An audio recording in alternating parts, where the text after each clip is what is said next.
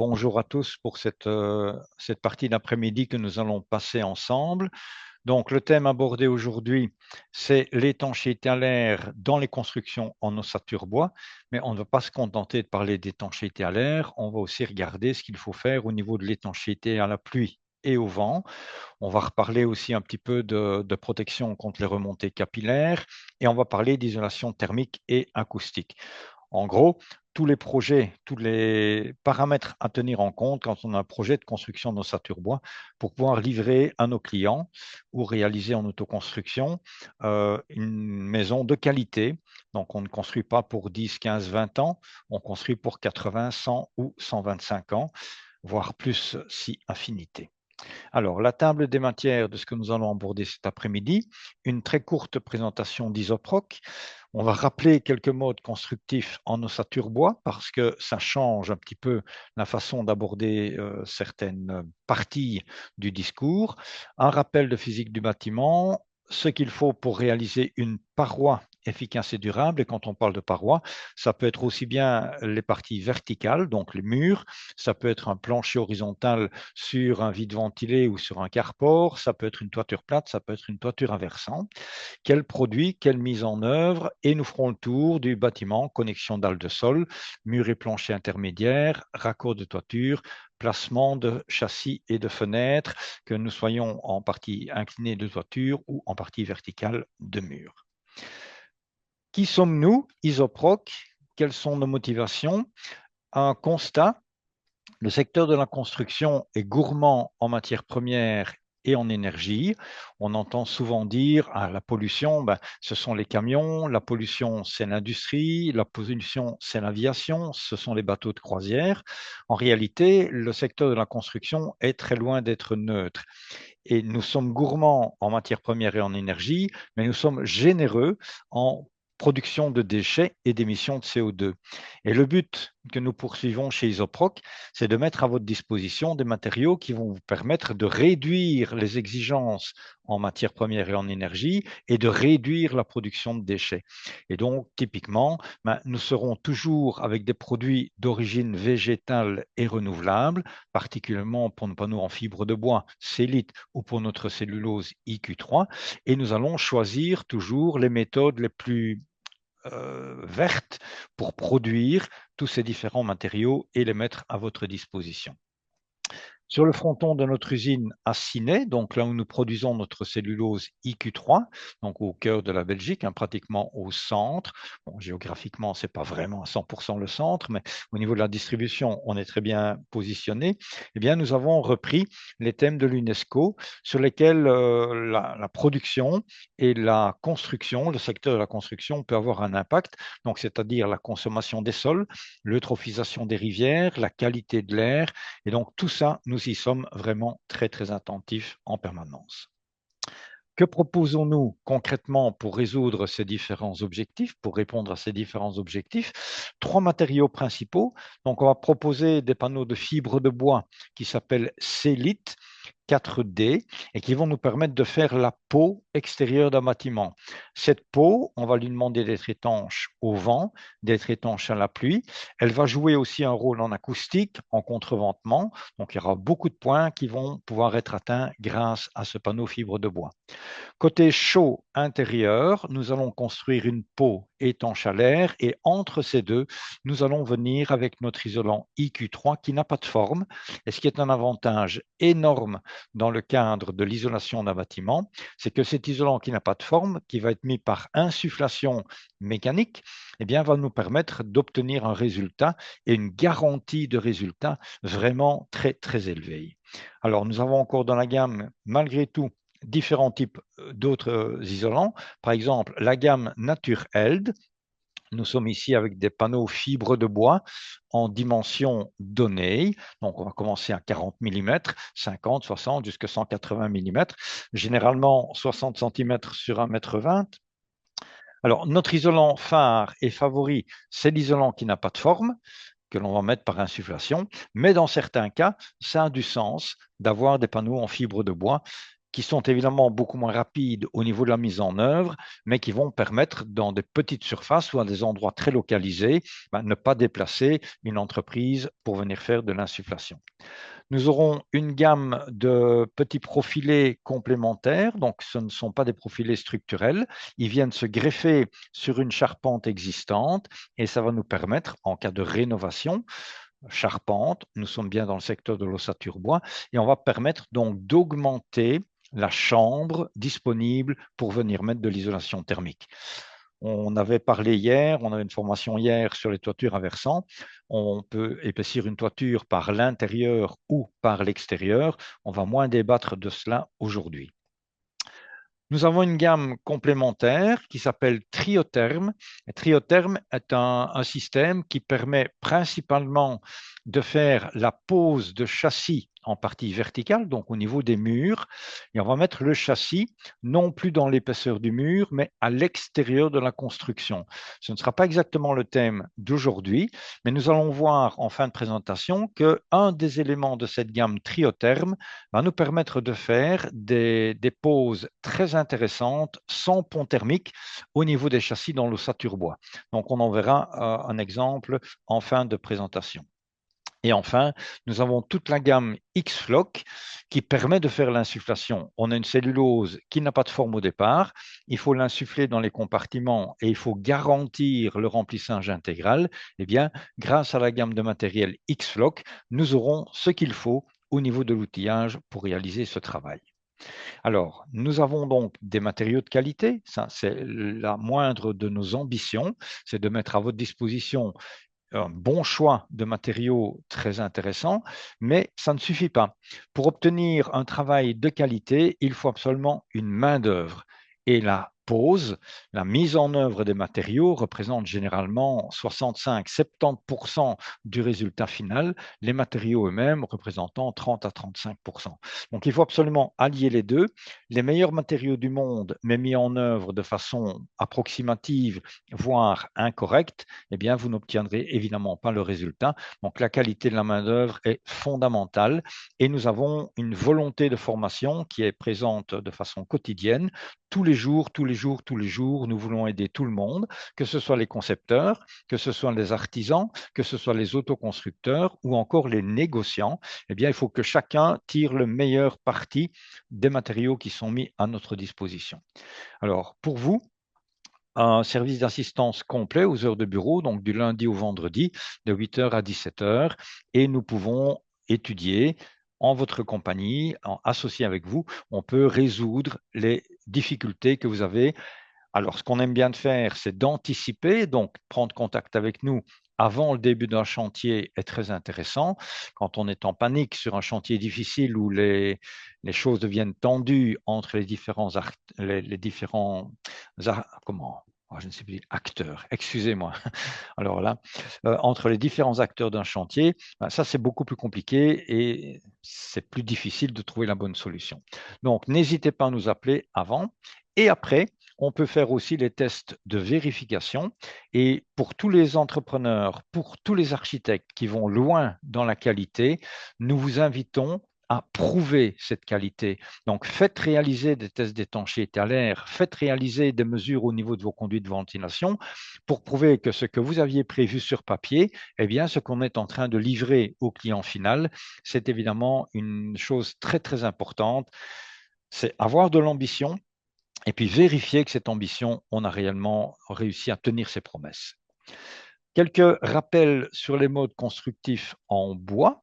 Donc, on a, comme on va dire les cabanes au Canada, le bois massif empilé. Ici, on n'est pas avec des troncs d'arbres bruts, on est avec des choses qui sont déjà pas mal travaillées. Donc, on a une sorte de tenon mortaise sur la longueur. Ce serait comme des gros blocs Lego. Et donc, par empilement successif, avec des réservations queue d'aronde pour tous les gitages de plancher. Donc, tout ceci est un gros jeu de construction qui est préparé à l'avance en usine et qui va assez vite sur le montage. Une fois qu'on est sur la dalle de béton du chantier, le montage est rapide, sans avoir besoin de grues de grande importance. Tout est portable à main d'homme.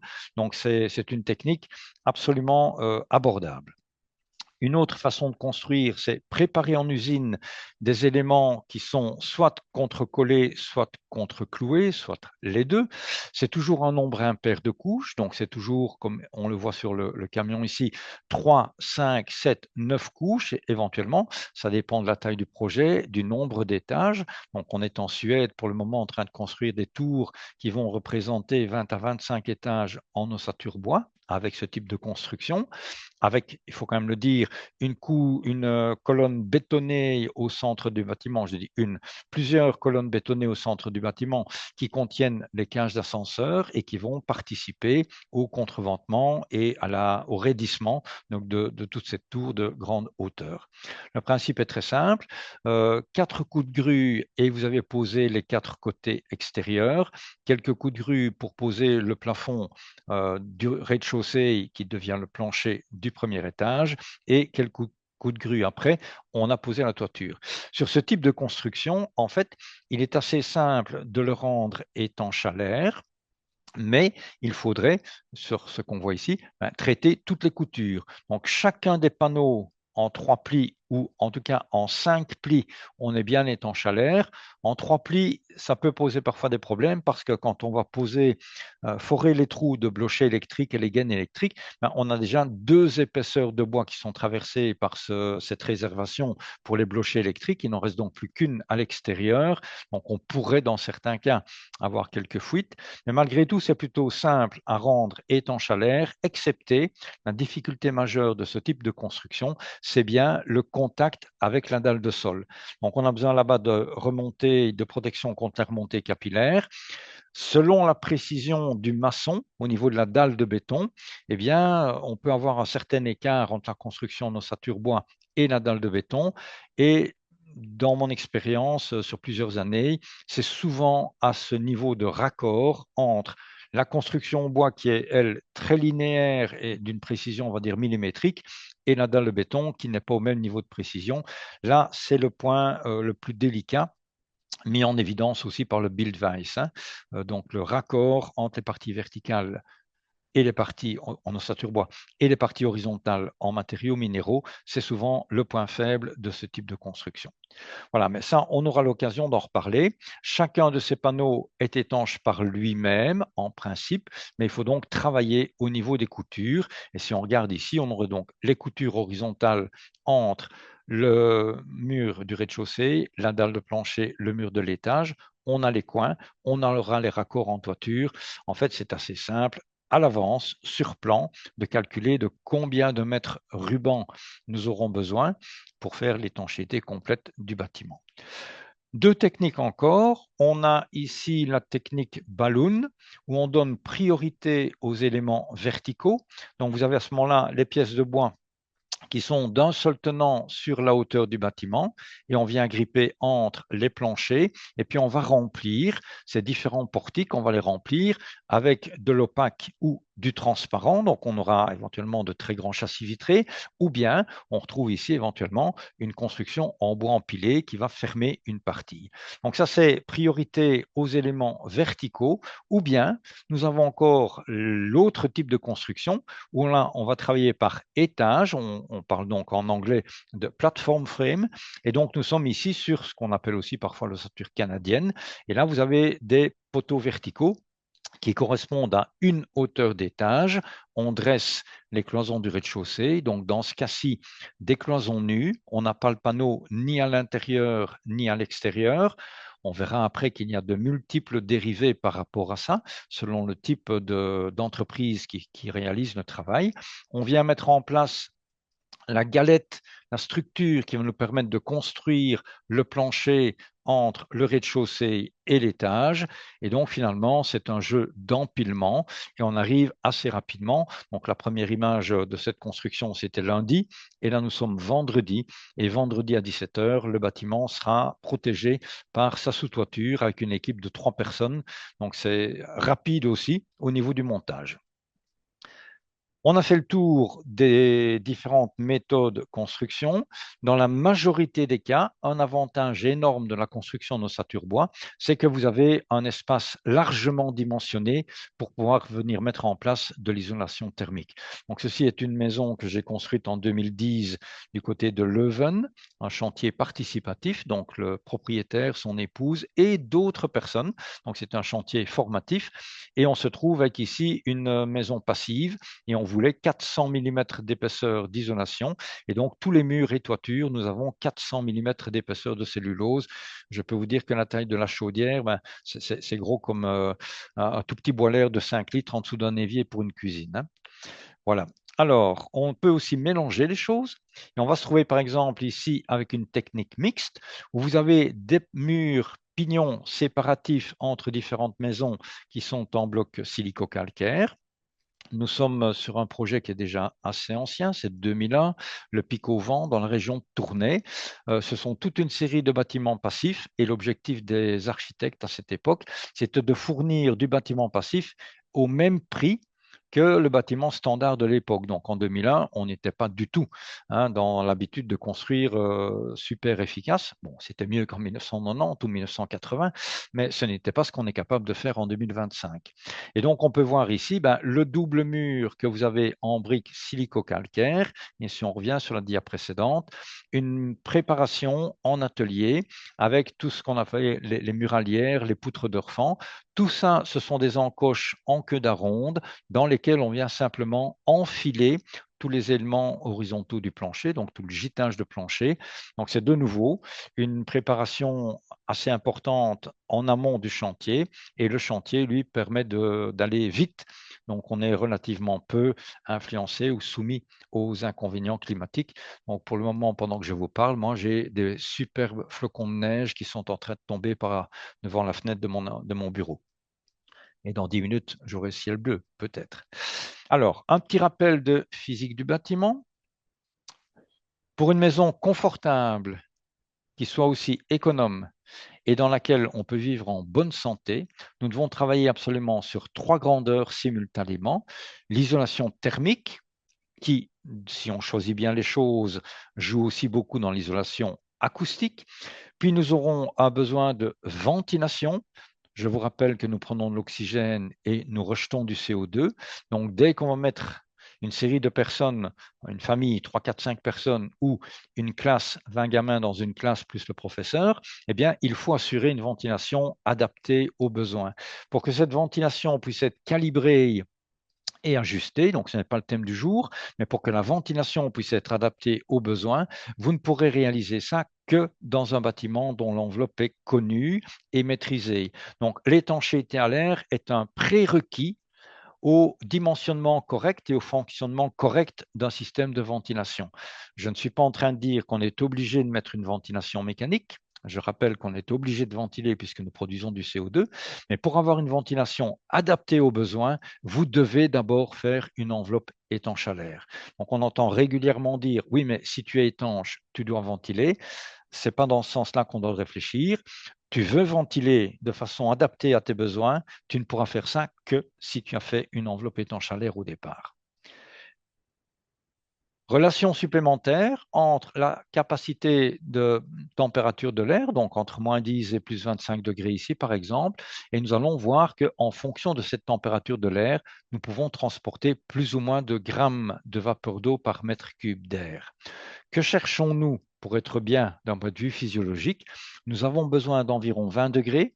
On va rappeler rapidement que 20 degrés, ce n'est pas uniquement la température de l'air au milieu d'une pièce, mais idéalement, c'est aussi la température des parois en périmètre. Donc les murs, le sol, le plafond. Si tous vos éléments périmétriques sont à 20 degrés, avec 20 degrés dans la pièce, vous avez un confort qui est proche du maximum. Et on a une deuxième contrainte, l'air ne peut pas être trop sec, nous avons besoin de 50% d'humidité relative dans notre air. Si on met ça sur le graphique, on vient ici avec 20 degrés. Dans de l'air à 20 degrés, vous pourriez transporter maximum 17,3 grammes, mais là, on serait à saturation, donc ce n'est pas du tout ce que nous cherchons. Nous, on veut être ici à mi-hauteur. Eh bien, nous avons cette zone de confort entre 16, 17, 18 degrés jusqu'à 21, 22 mais éventuellement 23 degrés pour certains qui seraient très frileux. Minimum 5 à 6 grammes de vapeur d'eau par mètre cube, ne pas dépasser 10 à 12 grammes de vapeur d'eau par mètre cube. Chaque fois que vous pouvez mettre ça dans votre bâtiment, chez vous, eh bien, tous vos invités et vous-même, vous allez vous sentir bien. Donc, ce sera une maison saine, ce sera une maison confortable où on va être à l'aise. On va regarder sur la dia suivante un contraste assez important. J'ai à l'intérieur de mon bâtiment, là où j'ai mis mon curseur, 9 grammes de vapeur d'eau par mètre cube et 20 degrés, mais on va choisir une nuit où dehors, vous n'avez que 0 degré. Corollaire du 0 degré, ce sera maximum 4 grammes de vapeur d'eau par mètre cube dans votre air à 0 degré. Alors, on va se trouver donc en déséquilibre avec à l'intérieur 9 grammes de vapeur d'eau par mètre cube, à l'extérieur seulement 4 grammes de vapeur d'eau par mètre cube au grand maximum, peut-être n'est-ce que 2 ou 3 grammes de vapeur d'eau. Eh bien, si vous avez de l'air chaud qui s'échappe du bâtiment vers l'air extérieur, l'air qui contenait 9 grammes, il arrive dans de l'air froid qui dit oh, moi je transporte 3 ou 4 grammes, hein, pas plus. Eh bien, vous avez un phénomène de condensation. Et en plus, moi, il me fallait mes 50%. Si vous laissez partir, vous perdez ces 50%. On met ça en image. Donc, dans mon bâtiment, j'ai mon climat de confort, 20 degrés centigrades, 9 grammes de vapeur d'eau par mètre cube, nickel. Je suis bien, mon corps est en bon état, en équilibre, je n'ai pas les yeux trop secs, je n'ai pas le nez qui gratte, non, tout ça fonctionne bien. On regarde ce qui se passe à l'extérieur. La nature qui n'aime jamais les déséquilibres, eh bien, le corps chaud sera toujours le pourvoyeur d'énergie pour le corps froid et la plus haute pression de vapeur va toujours tenter de s'équilibrer avec la plus faible pression de vapeur. Donc, nous avons dans nos climats en Belgique, c'est l'hiver que c'est le plus contraignant. Nous avons, par exemple, 22, 23, allez, on va être généreux, 25 degrés dans votre salle de bain, peut-être 0, mais dans ma région, ça peut être moins 10 à l'extérieur, eh bien 25 degrés à l'intérieur, moins 10 à l'extérieur, ça vous fait 35 degrés d'écart entre l'intérieur et l'extérieur. Je vous assure que dans ces cas-là, la physique du bâtiment prend tout son sens. Alors, en été, vous n'aurez jamais un tel différent. On va peut-être monter à 32, 33 degrés à l'extérieur. Vous aurez 22, 23 degrés à l'intérieur. Si votre bâtiment est bien conçu pour éviter la surchauffe estivale, eh bien, vous avez 10 degrés d'écart, ce qui n'est pas grand-chose, contrairement aux 35 degrés d'écart que nous avions en période d'hiver.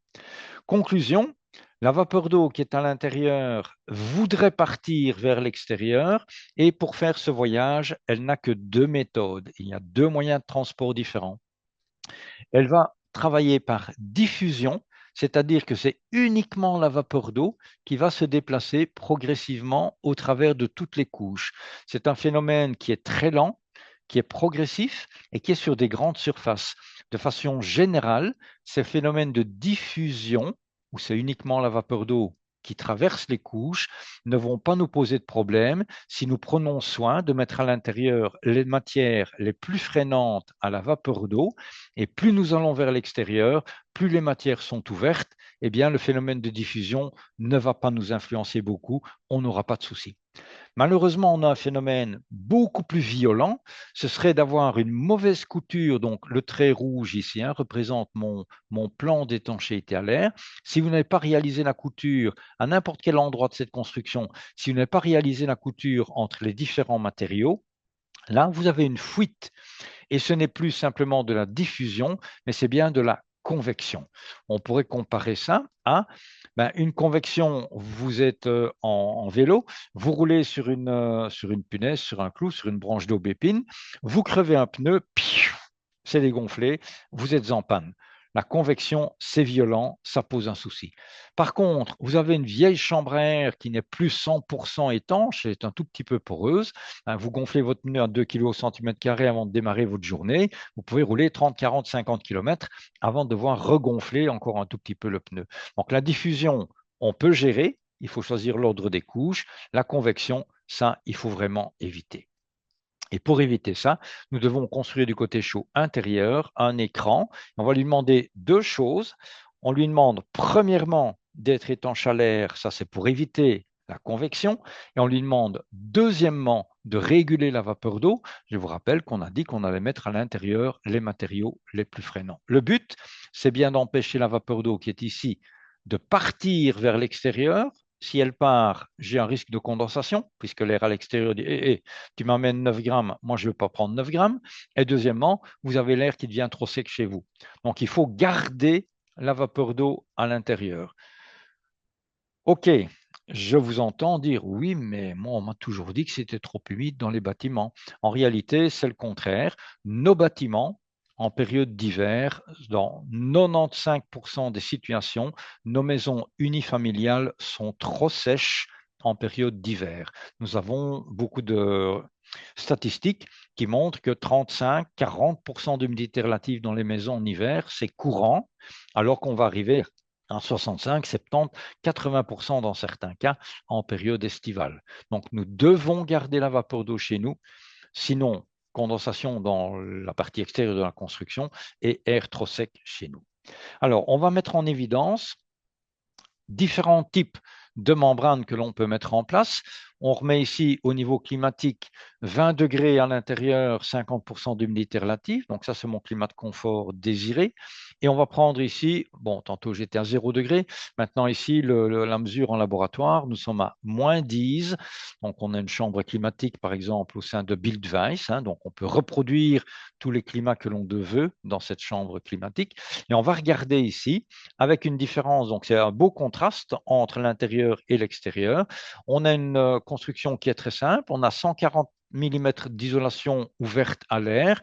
Donc, c'est de la laine de verre, laine de roche, cellulose, fibre de bois, paille, chanvre, ce genre de matériaux. Donc, ce n'est pas du polyuréthane ou du polystyrène. Et nous allons changer la membrane frein-vapeur ou par vapeur qu'on vient mettre ici devant. Alors, le terme que je vais employer pour le moment, ce sera par vapeur. On va définir un petit peu différemment dans quelques instants. On va mettre successivement 4 membranes de qualité différentes. Alors, les 4 valeurs E1, E2, E3, E4 qui sont ici sont celles qui sont définies par Buildweiss et qui permettent de classer les pare vapeur en différentes catégories. Et on compare un pare vapeur à une couche d'air. Donc, la membrane E4 que l'on met ici, c'est comme 200 mètres de couche d'air. Imaginez un couloir de 200 mètres en 2 ambiances avec une humidité différente. Vous ouvrez les portes aux 2 bouts de ce couloir et la vapeur d'eau va toujours essayer d'équilibrer. Mais dans ce cas-ci, il y a 200 mètres de couloir à traverser. Donc, ça va être très lent. Évidemment, si vous raccourcissez le couloir et finalement il ne fait plus que 2 mètres, c'est nettement plus rapide. Moi, j'ai dit, il faut garder la vapeur d'eau chez nous, il ne faut pas la laisser partir. La meilleure membrane que l'on verrait sur ce graphique, ce serait celle qui est ici au-dessus, qui empêche le moins, qui freine le plus le transfert de vapeur d'eau. Ça, c'est la première analyse. Mais quand on constate que si on fait juste un petit trait de cutter, on bascule, on n'est plus dans un système de diffusion au travers des membranes, on bascule dans un système de convection à côté de la membrane, et bien là, on se rend compte que le vrai débat, c'est celui-là. C'est la convection que nous devons absolument éviter. Et donc, il faut vraiment, dans nos constructions, penser à éviter ce système de fuite. Alors, on a un facteur qui peut donc aller jusqu'à 100 fois. Donc, on avait déjà ici, ce n'était pas très, très freinant. Avec la fente, ça devient 800 grammes, c'est pire. La seule méthode pour être sûr qu'il n'y a pas ces fuites de convection, la seule méthode, c'est réaliser les tests d'étanchéité à l'air. Nous sommes en région wallonne actuellement, nous sommes trop timides par rapport à ça. Donc les prescriptions légales ne sont pas encore assez coercitives, j'emploie le mot de façon volontaire, mais tant qu'on ne fait pas de façon systématique les tests d'étanchéité à l'air dans les nouvelles constructions, on ne sait pas où on en est et on n'aide pas les entreprises à progresser puisqu'on ne fait pas de réception par rapport à ça. Vous êtes tous d'accord que la réception d'un coffret électrique, avant de vous raccorder sur le réseau électrique, on fera la réception de l'installation électrique, donc on vérifiera prise de terre, la section des fils, les différentiels, tout sera vérifié. Si c'est OK, on vous raccorde au réseau. Eh bien, pour moi, le test d'étanchéité à l'air, c'est du même ordre. Donc, tous les architectes qui sont présents aujourd'hui, prévoyez dans tous vos projets de nouvelles constructions, prévoyez un test d'étanchéité à l'air et il faut évidemment prévenir les entrepreneurs dès le début quel est l'objectif, ce que l'on veut faire. Tous les entrepreneurs qui m'écoutaient aujourd'hui, systématiquement dans vos projets, proposez à vos clients, mettez en évidence votre qualité en disant, mais moi j'offre le test d'étanchéité à l'air. Grosso modo, c'est 400-450 €. Hein. Le test proprement dit, le rapport, le déplacement, la TVA, 400-450 € pour une maison unifamiliale qui coûte maintenant 350-400 000. Donc, on est à 1 pour 1000 au niveau de la vérification. Il ne faut pas hésiter. Le test est absolument simple. On installe l'appareillage généralement au rez-de-chaussée, mais ça pourrait être étage dans une fenêtre. Hein, et on va mettre en dépression normalisée de 50 pascal. Et le flux d'air en mètres cubes par heure qui va passer dans mon ventilateur, en fait, c'est simplement l'addition de toutes les petites flèches bleues qui sont là. Les petites flèches bleues, c'est les entrées d'air. Donc, on a aspiré, on est en dépression. La nature, qui n'aime toujours pas les contrastes, va rentrer partout par où elle le peut. Et toutes ces flèches bleues, ben, on sait où elles sont. C'est le même endroit depuis 25 ans. Donc, tout ça, c'est connu. Donc, si demain, on dit je fais une maison sans fuite d'air, il n'y a rien à inventer. Il y a juste augmenter la qualité de la main-d'œuvre, qui était bien l'objectif que j'ai défini dès le départ. Je reviens sur mes 3 par vapeur définis par Buildwise. Il y en avait 4. Ici, sur mon dessin, je n'en représente que 3 parce que celui-ci, c'est jusqu'à 2,50 m, jusqu'à 5 mètres, jusqu'à 25 mètres. Et le E4, il était beaucoup plus haut avec la valeur mudée qui valait 200 mètres. Et sur mon diagramme ici, moi, je suis limité. Je n'ai pas besoin d'aller plus haut. Je vais vous expliquer pourquoi. Alors, deuxième axe de mon diagramme, on va regarder l'humidité relative que nous avons, et ça c'est donc l'humidité relative que nous avons dans notre bâtiment. C'est 4 classes de par vapeur dont le E4, je vous l'ai dit, n'était pas représentable. Le CSTC Buildwise, pardon, ajoute dans la NIT 300, c'est tout frais, c'est sorti hier. Bon, sur mon diagramme, c'est déjà depuis un certain temps. Mais donc, la NIT 300 vient d'être publiée hier par Buildwise et on ajoute 2 par vapeur hygro-variables. Alors, jusqu'à présent, Buildwise parlait de par vapeur.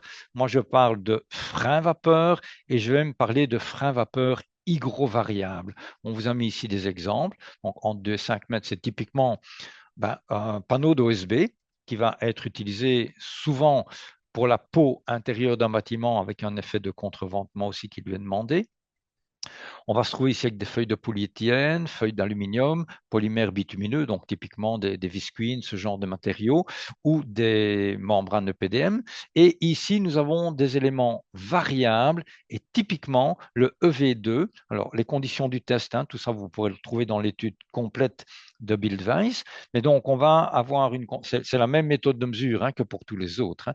Et on va avoir, avec ces freins vapeur variables, on arrive à quelque chose de supplémentaire, c'est que vous avez cette courbe qui est notre produit phare. Et nous avons donc, en fonction de l'humidité de l'air, la variation de la valeur mudée. Typiquement, en période d'hiver, dans une maison où nous aurions 44% d'humidité relative, donc c'est l'air que vous respirez. La membrane Intello, elle est côté chaud intérieur du bâtiment, donc elle se trouve au même degré d'humidité que l'air que vous respirez. Et nous constatons à ce moment-là que la valeur mudée est aux alentours de 17 mètres, 17 mètres 50. Si par contre nous arrivons en période estivale et nous mesurons 70-75% d'humidité dans votre maison, eh bien la valeur mudée de l'Intello, elle baisse très fortement et elle arrive aux environs de 2 mètres 50. Et ça, c'est vraiment quelque chose qui va être très intéressant pour nous parce que nous avons un facteur de variabilité qui est 7 fois plus freinant en période d'hiver quand la vapeur d'eau voudrait sortir du bâtiment qu'en période d'été ou sous l'effet de la chaleur. On va le voir dans la photo suivante. Sous l'effet de la chaleur, tuile 45 degrés orienté en sud au mois de juin, eh bien, la pression de chaleur est en sens inversé et donc l'humidité veut revenir vers l'intérieur du bâtiment. Et là, c'est très bien d'avoir une membrane ouverte à la vapeur d'eau en période estivale, alors que nous avions une membrane freinante et bien freinante à la vapeur d'eau en période hivernale. Ça, c'est le fonctionnement d'Intello. Nous allons arriver avec la volonté d'une isolation continue. Les points les plus critiques seront toujours les connexions entre versants de toiture, ça c'est de l'ossature bois, mur, parfois c'est maçonné, la partie ici sur les fondations, on aura les raccords châssis, on va regarder ce qui se passe au niveau des toitures plates. Donc tous ces endroits-là, je vous rappelle qu'un isolant, c'est de l'air immobile. Donc, du côté extérieur, nous devons être protégés contre le vent. Et à l'intérieur, on l'a exprimé, on ne veut pas que la vapeur d'eau puisse faire ce qu'elle désire. Donc, nous avons besoin de la couche étanche à l'air. Entre cette couche étanche à l'air et la couche étanche au vent extérieur, tout est rempli. Donc, on n'a plus jamais de lame d'air non contrôlée. Alors, les parties blanches que vous pouvez voir à différents endroits de mes dessins, c'est la structure, mur ou ossature bois ou panneau bois massif contre-collé, peu importe, mais ce n'est jamais une lame d'air non contrôlée. Donc, on est partout entre la peau intérieure et la peau extérieure, tout est rempli. Si on met ça en résumé, comment réaliser une paroi efficace et durable? Nous aurons donc la face extérieure étanche à la pluie. Alors, on va tout de suite rappeler qu'une sous-toiture, c'est le cas ici de mon panneau fibre de bois Célite, sa valeur mudée, elle va valoir 11 cm de couche d'air. Ce panneau fibre de bois, c'est une sous-toiture, donc il est étanche à la pluie, au vent, le temps de la construction, il est étanche à la pluie, mais on ne demande pas à ce panneau d'être étanche à la pluie pendant 10 ans. Ça, c'est les tuiles, les ardoises ou le zinc ou le bardage en bois. Donc, ne pas confondre, le rôle d'une sous-toiture n'est pas d'assurer un rôle de couverture sur le long terme. Par contre, assurer une roue de secours pour la toiture pendant 50 ans, ça, évidemment, c'est ce qu'on va lui demander. Mais il est à l'abri des UV et il est à l'abri du vent direct. Peau intérieure, au contraire, là, nous allons demander une valeur mudée beaucoup plus élevée, mais malgré tout, pas plus freinante que nécessaire. Et en gros, selon toutes les études et notre expérience depuis plus de 35 ans maintenant, la valeur mudée d'une peau à l'intérieur en Belgique, dans notre climat, dans nos climats d'été et d'hiver, hein, donc il y a un contraste entre l'été et l'hiver marqué, mais ce n'est pas l'endroit le plus marqué du monde. Hein. Il y a des endroits où ces contrastes sont encore beaucoup plus larges. Mais donc, avec 7,50 m à 10 mètres de valeur mudée à l'intérieur, nous sommes parfaits. Et on a vu que chez nous, ça variait entre 15, 16, 17 mètres et 2-3 mètres en période estivale. Et nous sommes bien 50, 60, voire 100 fois plus freinants qu'à l'extérieur. Entre ces deux pots, tout doit être rempli. Et là, nous arrivons avec notre isolant qui n'a pas de forme et qui va être très aisé par insufflation à venir mettre en place, même autour, si vous travaillez avec des poutres en âme mince, on a vu ça dans une ou deux de mes photos d'introduction dans les types de construction de ossature bois, même avec des éléments comme ceux-ci qui ont des formes irrégulières, éventuellement en toiture plate avec une cale de pan, donc quelque chose qui serait en sifflet, en valeur dégressive, eh bien, nous pouvons sans aucun problème, grâce à la cellulose, mettre tout ça en place. Alors, sous toiture, Célite 4D, c'est notre fétiche, donc étanchéité au vent et à la pluie, très ouvert à la vapeur d'eau. Ça nuance les ponts thermiques puisqu'on n'est pas au-dessus des chevrons, ça réduit la surchauffe, ça améliore l'isolation acoustique. C'est très intéressant aussi au niveau du contreventement. Donc, le panneau Célite va être coincé entre les contrelattes et les chevrons qui portent en dessous, aussi bien en partie inclinée qu'en partie verticale.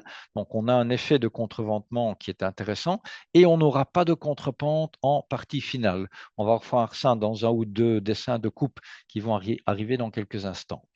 Et chaque fois qu'on va vouloir travailler l'isolation thermique par insufflation, c'est évidemment très intéressant d'avoir un panneau rigide qui ne va pas se déformer. On va voir ça dans une ou deux dias, qui ne va pas se déformer sous l'effet du soufflage de notre matériau d'isolation.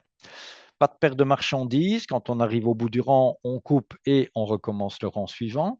On est très durable, donc on a des panneaux Célite, hein, c'est un panneau norvégien, début de production fin des années 20, début des années 30. Nous avons en Norvège des bâtiments qui ont toujours leur peau en Célite d'origine. je rappelle, elle n'est pas exposée directement ni aux UV, ni au vent, ni à la pluie, hein. Il y a toujours quelque chose qui vient recouvrir, hein. C'est une sous-toiture, ce n'est pas une toiture. En plus, c'est PEFC, en plus, c'est biosourcé. Donc là, on est en accord avec nos objectifs donc de pression minimale sur l'environnement. Côté chaud intérieur, la gamme ProClimat. Donc, Intello va présenter un produit courant, mais il y a des variantes maintenant, notamment Intello X, qu'on va voir dans quelques instants. Les membranes, c'est souvent 1,50 m de largeur de lait sur des longueurs de 75 mètres, mais donc ça va nous permettre de travailler aisément. Mais ça existe aussi en débit de 3 mètres pour avoir moins de coutures encore. Et toutes ces coutures, donc raccord entre les différents laits, raccord sur un mur qui est déjà plafonné, on va parler d'un raccord sec-sec, raccord sur un mur qui n'est pas encore enduit, on va parler d'un raccord sec-humide, des manchettes, des passes-câbles, donc tout ça existe dans notre gamme. On a dit tout doit être rempli entre la peau intérieure que voici et la peau extérieure que voilà. Tout doit être rempli. Eh bien, typiquement, voici une photo tirée sur Internet. Une entreprise qui a mis cette photo pour dire, moi, je travaille bien, moi, j'utilise cette photo pour montrer que non, la pose de matelas, ben, comme ici, c'est très, très approximatif. Donc, il y a des endroits où c'est beaucoup trop enfoncé, il y a des endroits où il en manque. Donc, vous allez garder derrière, on va remettre un frein vapeur ici devant, bien entendu, mais vous allez garder derrière des poches d'air qui ont la capacité de circuler librement. Donc, ce n'est pas correct. Ici, ce n'est pas correct non plus. En plus, nous sommes dans une toiture plate compacte. Donc, toutes ces zones qui ne sont pas remplies au niveau de l'isolant, ben, ça n'ira pas. Ça va poser des problèmes dans 3, 4, 5 ans. L'OSB qui est là va être abîmé par la condensation. Et tous les endroits où vous avez trop poussé, ben, votre isolant contient moins d'air. S'il est comprimé, on chasse de l'air, il fonctionne moins bien. Donc, tout ça n'est pas correct. Encore une faute très souvent commise. Vous avez la sous-toiture qui se trouve ici au-dessus des chevrons. On va venir mettre un matelas. Alors, OK, c'est un super lambda de 0028, mais vous avez une lame d'air non contrôlée entre les deux. Ça ne correspond pas à la note d'information 251 de chez Buildwise. Et c'est certain, vous aurez de la condensation en période d'hiver particulièrement, pendant la nuit, à 17 heures, l'air s'arrête de circuler, on perd 3, 4, 5, 6 degrés pendant la nuit, l'air va se décharger d'humidité qu'il ne peut plus contenir et c'est le bois qui va pomper. Donc vous aurez des problèmes d'humidité dans un temps relativement court. Il faut donc remplir la totalité. On revient ici avec un schéma prélevé chez Buildwise, mais on ne peut pas non plus pousser. Donc, il ne faut pas exagérer et pousser vers l'extérieur une membrane souple. Eh bien, vous avez les chevrons dans le sens de la pente, plus une membrane bombée. Dès qu'il y aurait de l'eau, simplement neige folle ou condensation qui arrive en dessous des tuiles, eh bien, cette eau va un jour ou l'autre arriver sur les contrelattes, là où on a fait les trous de clous. Donc, on va amener l'eau à l'endroit qui est le moins adéquat à recevoir de l'eau. Donc, ne pas pousser la sous-toiture vers l'extérieur, sinon vous allez vers, dans 3, 4, 5, 10 ans, des problèmes sur votre bâtiment. Avec le panneau rigide, vous évitez tout ça. Alors, au niveau du remplissage, donc nous, on vous propose vraiment travailler avec un système d'insufflation comme nous en assurons la maîtrise. Donc, on fabrique la cellulose, on forme les entrepreneurs, on entretient les machines, on met à disposition tout ce qu'il faut pour obtenir un travail complet. On part à 125 kg du mètre cube dans les ballots. On va charger ce ballot dans la machine qui décompacte. C'est le premier rôle de la machine, c'est décompacter et on va arriver en bout de tuyau avec une cellulose qui ne fait plus que 25 kg du mètre cube. Donc on a amené beaucoup d'air dans cette cellulose, c'est ça qui va donner sa capacité d'isolation thermique et on va donc remplir le compartiment. Il ne faut pas mettre d'obstacles dans les compartiments. Ici, on en a mis un, c'est un compartiment de formation à l'école, et donc on va voir au total que même avec un obstacle, on peut arriver à faire un remplissage tout à fait convenable. Voilà, c'est réalisé. Mais la vraie réponse, c'est ne mettez pas d'obstacles dans vos compartiments. On a ouvert en dessous, on vient vider, et vous voyez là-bas qu'on n'est pas du tout dans quelque chose d'éphémère, hein. Quand la cellulose est mise en place avec la densité adéquate, on a quelque chose qui est parfaitement valide. On peut faire des carottages, on peut vérifier que la densité qui est mise en place est bien la densité que l'on devait mettre en place. Avantage supplémentaire que l'on va avoir avec de la cellulose, nous avons ici la comparaison entre deux bâtiments. Donc, c'est une étude qui date déjà d'une dizaine d'années. On est avec deux bâtiments différents. On a mesuré avant insufflation de cellulose, donc on fait un test d'étanchéité à l'air. On a à l'extérieur un panneau Célite qui est un petit peu différent de celui qu'on emploie d'habitude. Le Célite qu'on emploie en sous-toiture ou en paroi verticale peut être en plus revêtu d'une couche supplémentaire, un coating, qui va lui assurer une valeur d'étanchéité à l'air. Et donc, dans ces deux bâtiments, nous sommes bien avec des bâtiments où on a travaillé avec le Célite 19S. L'OSB à l'intérieur qui fait le contreventement, lui, n'est pas du tout étanche à l'air, puisqu'on a fait dedans, on a réalisé les trous dont on va avoir besoin pour faire le test. Alors, j'ai perdu ma souris et mon pointeur. Ça va revenir. Excusez-moi. Parfois, il y a des choses comme ça qui se passent et je ne maîtrise pas tout. Donc, on est ici avec un panneau d'OSB qui est ouvert, grosso modo, tous les compartiments, donc un trou tous les 60 cm. Avant insufflation, on est déjà avec de très bonnes valeurs d'étanchéité à l'air, donc on est à des valeurs de bâtiments passifs, donc c'est des maisons soignées. Et après insufflation, on voit que, donc on n'a pas encore bouché les trous, hein, on a juste insufflé la cellulose. On voit que dans les deux cas, on a encore doublé cette capacité de maintenir l'air à l'intérieur du bâtiment. Donc la cellulose, si on compare à une laine minérale, laine de verre ou laine de roche, eh bien, les fibres de cellulose sont beaucoup plus freinantes à l'air que d'autres fibres, typiquement laine minérale. Quel produit, quelle mise en œuvre? La première chose qu'on va faire avant de démarrer notre chantier, donc on est ici à la conception sur plan, on peut déjà réaliser la vue en coupe d'un bâtiment et on peut mettre en évidence au début de la réflexion tous les endroits où nous allons devoir inventer ou simplement appliquer, parce que inventer, nous l'avons déjà fait, mais donc quelle liaison, quel nœud allons-nous choisir à quel endroit? Alors, on va rappeler qu'en Belgique, mettre de la partie ossature bois enterré, donc sous le niveau du sol. Ça, c'est vraiment pas une idée d'avenir, donc il ne faut pas faire ça. On aura en version maçonnerie minérale avec toutes les couches de protection hein, nécessaires contre les remontées capillaires. Mais donc, hors sol, on va pouvoir identifier toute une série de raccords différents avec des passages de cheminée, la partie qui est ou qui n'est pas dans le volume chauffé protégé. Et ce sera bien le premier travail à faire, c'est déterminer qu'est-ce qui se trouve dans le volume chauffé protégé, quelles sont les parties qui sont en dehors de ce volume chauffé protégé. On va limiter le nombre de percements et pour limiter le nombre de percements, il faut rapatrier dans le volume chauffé protégé tous les équipements techniques que pendant 10, 15, 20 ou 30 ans, on a mis dans les caves ou dans les garages, on a écarté la chaudière, on a écarté les collecteurs, on a écarté les coffrets électriques. Eh bien, il faut faire l'inverse. Il faut ramener tout ça dans le volume chauffé protégé. Donc, on va dire la buanderie, il va falloir y donner 2, 3, 4 mètres carrés de plus pour pouvoir intégrer tous ces équipements. Mais tous ces équipements qui reviennent dans le volume chauffé protégé, ben, on n'a plus besoin de traverser l'enveloppe. Si vous mettez votre coffret électrique dans le garage, eh bien, il faudra traverser 60, 70 fois avec donc, on va éviter tous ces percements. Ça, c'est la base de la base. Rapatrier dans le volume chauffé protégé le maximum de techniques. Évidemment, silène bloc, évidemment, tout ce qu'il faut pour le confort acoustique. Hein.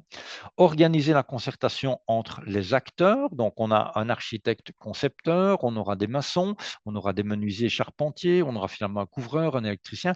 Il faut organiser la concertation. Sinon, c'est toujours l'élément le plus faible qui va déterminer la qualité globale de votre bâtiment. Hein.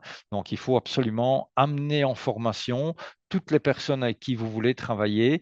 Il faut vérifier quelles sont leurs compétences en matière d'étanchéité à l'air. Vous dites, on va faire un test d'étanchéité à l'air.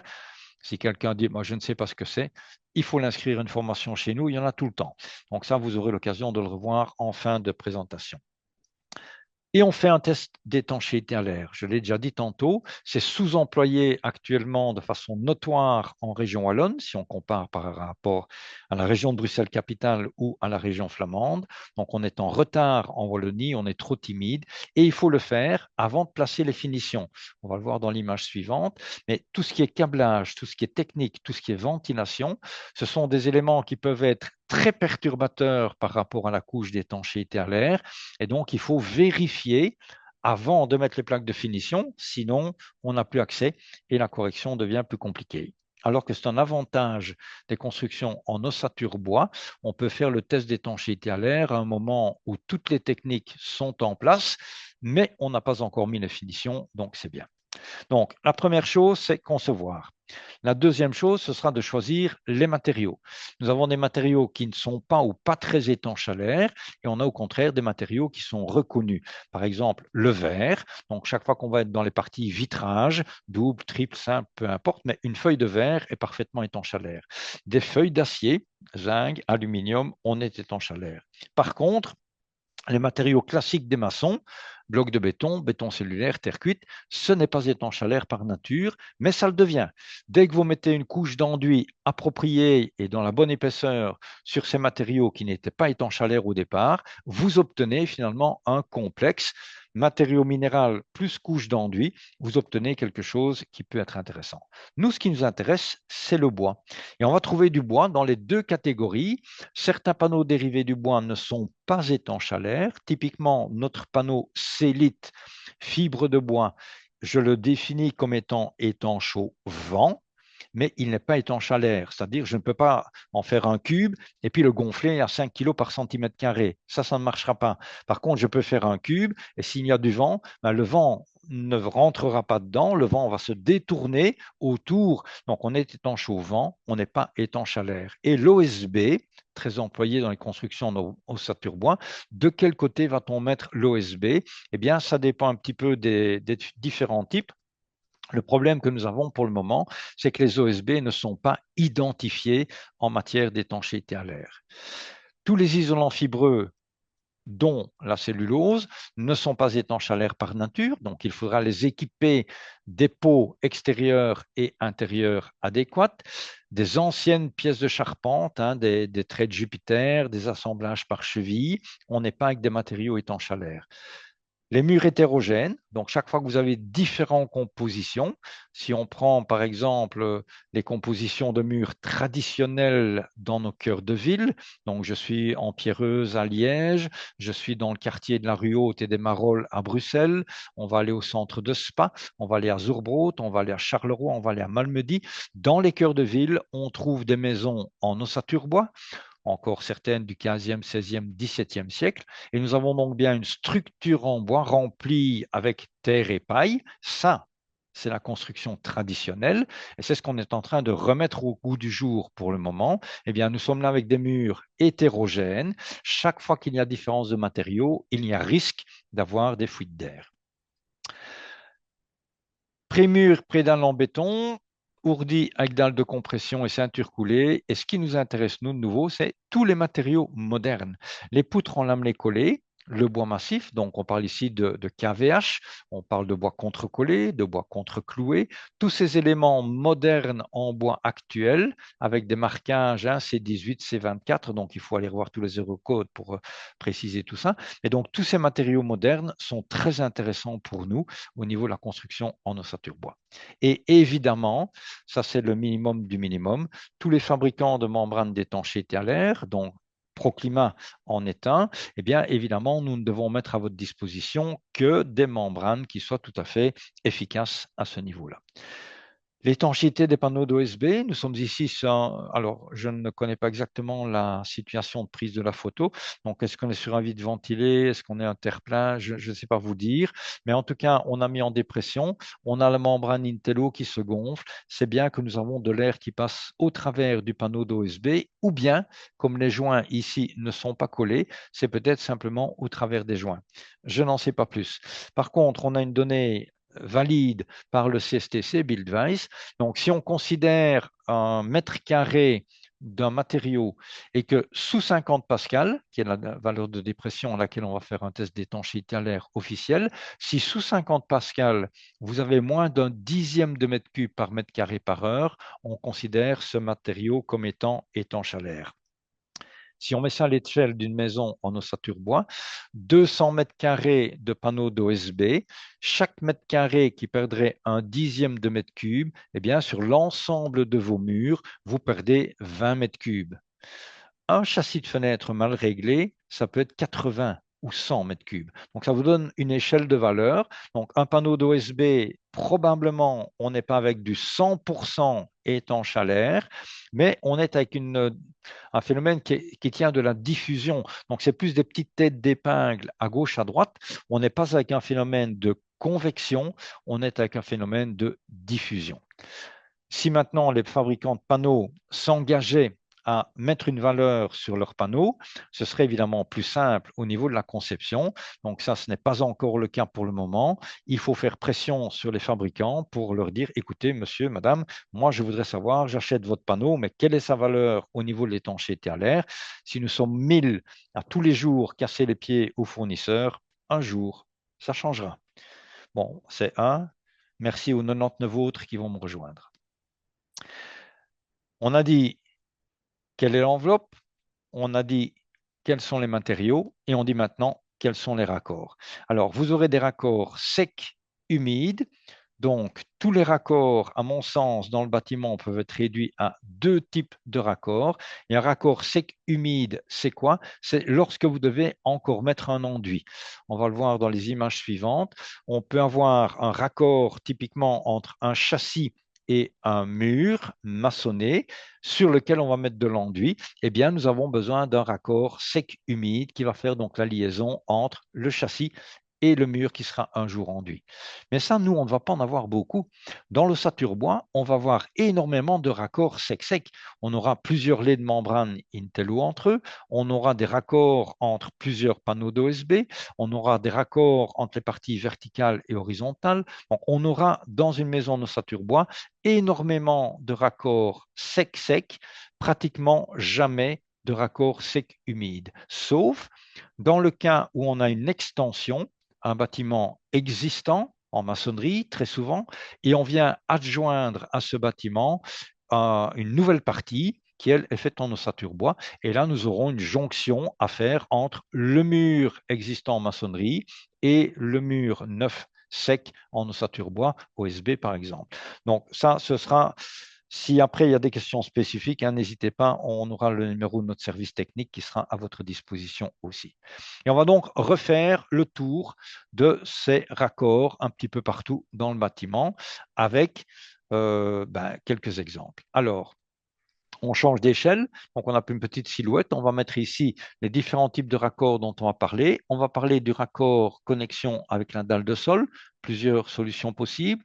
On va parler des raccords de plancher intermédiaire, donc entre le rez-de-chaussée et l'étage, avec de nouveau deux situations qui peuvent être bien différentes. On va parler de toiture avec une poutre en lamelé collé, passage de cheminée et le raccord ici d'une dalle intermédiaire. Si vous faites un quart de tour, ça devient de vue en plan, c'est un raccord de mur de refend. Donc finalement, et on parlera de raccord de châssis. Donc on va faire le tour du bâtiment pour regarder quel type de solution on peut mettre en place. Au niveau de la dalle de sol, deux situations assez différentes peuvent se présenter. On peut avoir sur une dalle de béton, hein, je vous rappelle, on ne va pas descendre en ossature bois en dessous du niveau du sol, mais sur la dalle de béton, on peut avoir un bloc d'assises et puis l'ossature bois qui viendrait par au-dessus du bloc d'assises. Dans certaines situations, on pourrait avoir une lisse basse et les cadres de construction d'ossature bois qui viennent directement sur la dalle. Donc ça va dépendre, préfabrication, pas préfabrication, quel type de terrain. Bon, on voit ça. Alors, quelques produits vont pouvoir être utilisés. Donc, on a une étanchéité à l'air liquide, on a du Contega Solido EQ, on a Intello Connex. Voilà, tout ça, ce sont des détails que vous pourrez retrouver sur nos brochures techniques par après. Et on va aussi travailler contre les remontées capillaires avec une membrane qui s'appelle chez nous Extofil Finoc, que l'on va pouvoir trouver à cet endroit ou à cet endroit. Alors, on peut aussi travailler avec du côté extérieur, panneaux fibres de bois ou membrane. On va avoir un petit peu tout ça qui va être mis en évidence. Dans certaines situations, vous devrez prévoir un primer pour favoriser l'adhérence au niveau de la dalle de béton. Donc, différents types de produits, mais que nous allons revoir en détail et d'un petit peu plus près.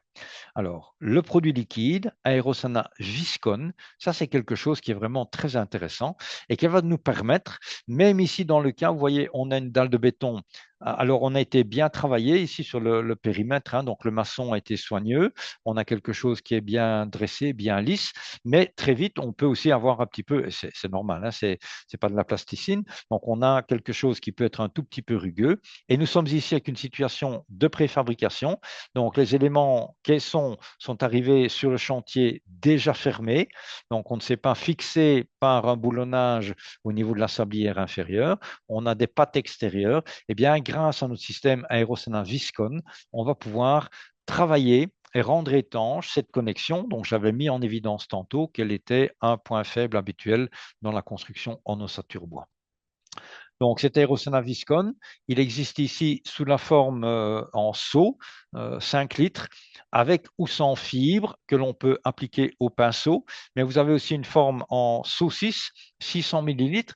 On raccorde ça sur un petit compresseur de chantier 5 bars et demi. Et on a un pistolet avec une bague qui permet de faire deux types de mise en œuvre. On peut faire comme un cordon ou on peut pulvériser.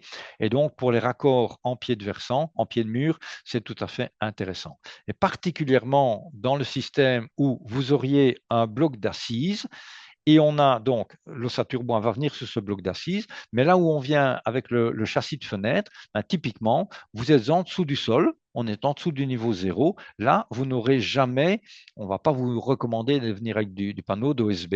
Et donc là, typiquement, on peut travailler avec l'aérosana Viscone qui va venir ici. Et j'amène ici une petite notion de triotherme. L'élément numéro 3 que vous voyez ici est un élément qui va résister à la compression. Donc, on va pouvoir venir poser un châssis de fenêtre, même si c'est un coulissant triple vitrage, deux faces feuilletées, donc 210-220 kg d'ouvrant qui vont circuler dans votre bâtiment. On peut venir appuyer ça sur un élément qui va nous permettre de couper thermiquement absolument tout et de réserver une place à l'extérieur pour mettre le siège en pierre bleue, le seuil, pardon. Il y a des moments où mes mots ne viennent plus. Et puis, du côté intérieur, où on va pouvoir venir préparer la pose du carrelage. Et donc, cet élément en triotherme, voilà, vous le trouvez ici, c'est une gamme complète hein, pour la pose des châssis. Mais ce qui nous intéresse, ce sont ces panneaux à découper. Donc, on démarre à 20 mm d'épaisseur. Par pas de 5 mm, on va jusqu'à 80 mm d'épaisseur, 60 cm sur 1,20 m. Ça se découpe avec les outils classiques d'un menuisier. Et donc, pour un poseur de châssis, il n'y a aucun problème à préparer la pose de son châssis. Plus la précision du maçon est élevée, meilleur c'est, bien entendu.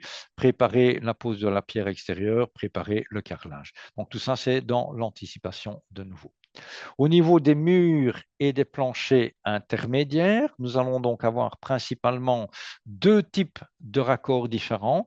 On va trouver ici à gauche le système que l'on trouvera dans la construction plateforme hein, ou ossature canadienne. Donc on a l'ossature du rez-de-chaussée, puis le plancher, l'ossature de l'étage. Et nous avons ici une membrane que je vais appeler la membrane zigzag qui doit absolument être posée très tôt dans la construction.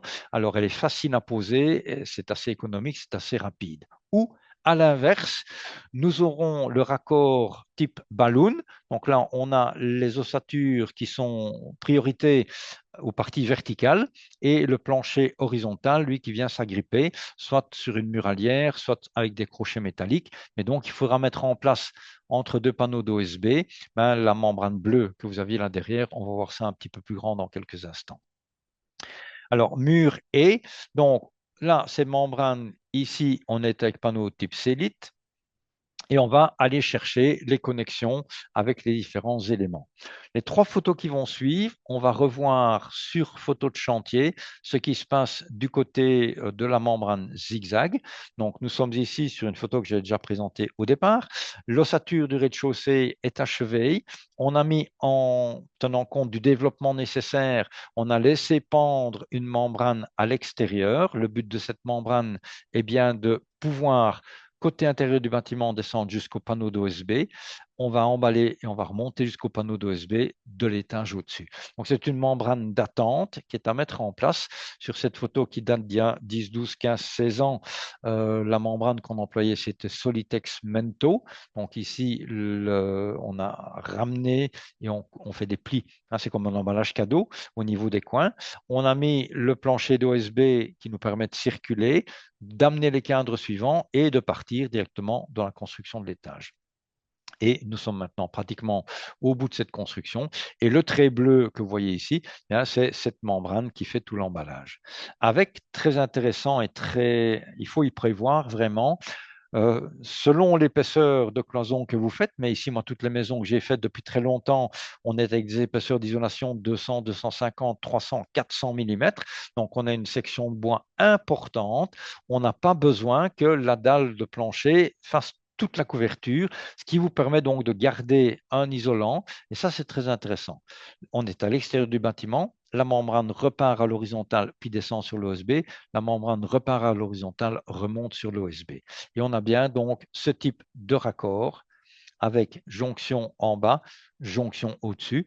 L'étanchéité à l'air est assurée pour un petit prix et on a l'isolation thermique qui est là et qui évitera que cette zone, la poutre de ceinture, si elle était sans isolation thermique, elle serait à l'extérieur et plus froide, ce serait une zone plus dangereuse pour elle. Or, j'ai 250, 300 mm sans aucun problème. Je peux ramener ma poutre de ceinture 10, 15 cm à l'intérieur ou sur le dessin qui est ici, à peine 50 ou 60 mm, c'est déjà pertinent.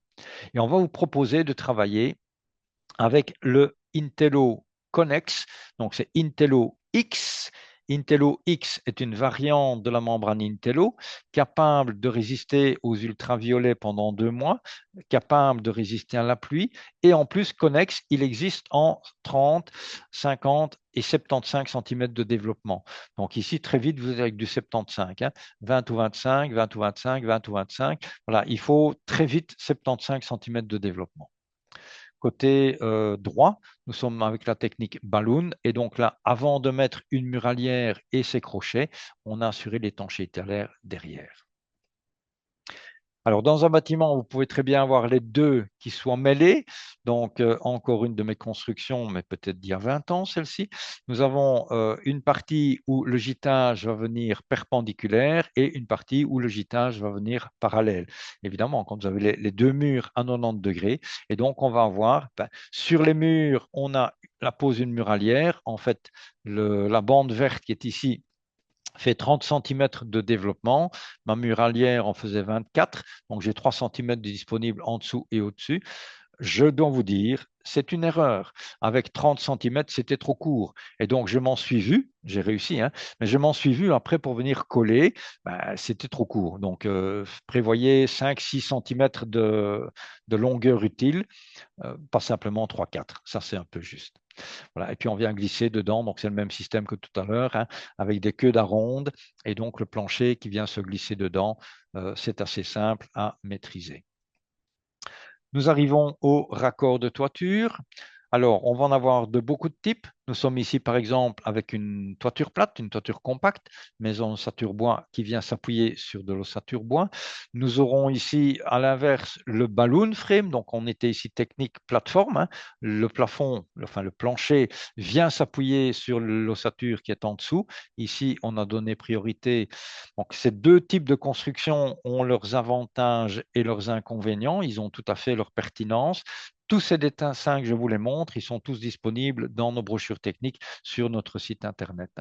Et on va regarder quelques percements spécifiques avec un lamelé collé ici au-dessus, un percement pour une cheminée, des raccords en pied de toiture. On fait un petit tour avec tout ça. Ceci, c'est quelque chose qu'il faut éviter. donc les fermes préfabriquées avec toute une série d'endroits. Le trait rouge représente l'étanchéité à l'air, très facile à dessiner, compliqué à réaliser. Donc pour nous, ces fermettes préfabriquées, c'est vraiment quelque chose qui n'est pas l'objectif. On va plutôt travailler avec des choses très simples, avec la fêtière qui se trouve ici au-dessus. On a la fêtière qui est là-bas en dessous et on a dans ce cas une verne intermédiaire et les chevrons. Donc ça, c'est ce qu'on va trouver le plus souvent dans les maisons habituelles en région Bruxelles-Capitale, région Wallonne, toiture de maison unifamiliale, toiture à deux versants. Nous sommes avec donc des pannes et des chevrons. Et là, on va se trouver à travailler dans des grands compartiments. Donc, c'est possible. Ça va arriver ici sur le coin de l'image, hein. Donc, vous êtes avec des grands compartiments qui ne sont pas séparés. Au niveau de la mise en œuvre de la cellulose, ce n'est pas le plus simple. On préfère avoir des compartiments séparés. On va montrer quelques possibilités de le faire. On remet ce dessin et à compléter avec celui-ci, donc le chevron numéro 4 que vous voyez ici, c'est celui qui est en pointillé là-bas. Et la poutre numéro 9, c'est quand vous avez une toiture existante avec une certaine déformation. Donc la pièce d'origine, la pièce porteuse d'origine numéro 8, elle est déjà avec un certain cintrage dû à 50, 60, 70 ans de charge et éventuellement de déformation. Et la pièce numéro 9, c'est une nouvelle pièce que l'on vient mettre pour refaire une couche parfaitement plane en dessous qui va nous permettre de venir fixer les lattes. Ces lattes sont donc dans le sens de la pente. Elles doivent être dimensionnées en fonction de l'écart que vous avez ici. Donc, on peut arriver facilement à 1,50 m, 1,60 m. Eh bien, vos contre-lattes, mais qui sont dans le sens de la pente, il faudra les dimensions en fonction de ça. Donc, tous ces dessins sont visibles et expliqués dans notre brochure complète sur l'isolation des toitures existantes. Nouvelle construction ici, eh bien, on a tenu compte de la simplicité pour l'étanchéité à l'air. On a donc juste des chevrons porteurs ou autoportants depuis la fêtière au-dessus jusqu'à la sablière qui est là tout en dessous. Je bois un petit coup d'eau.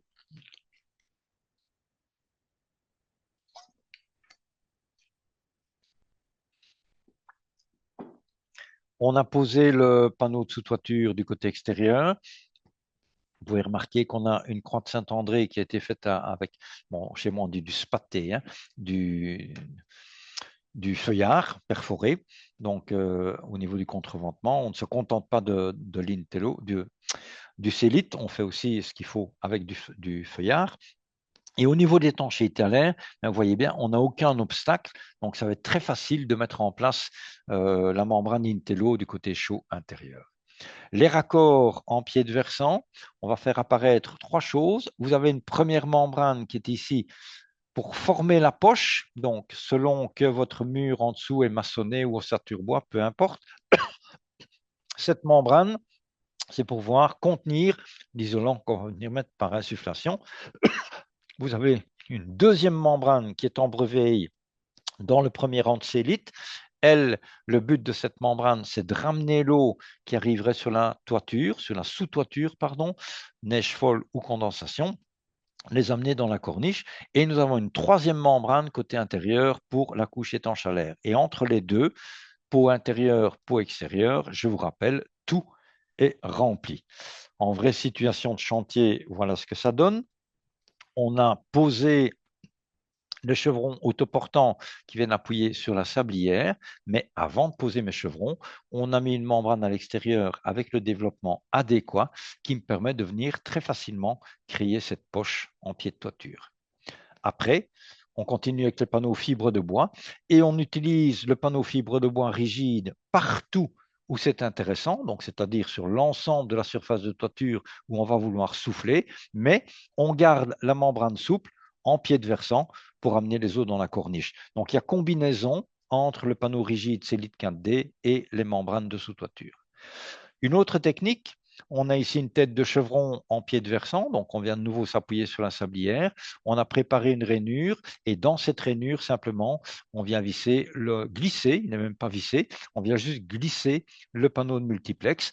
On va voir par-dessus le panneau Célite 4D de sous-toiture, nous aurons à l'intérieur la membrane Intello.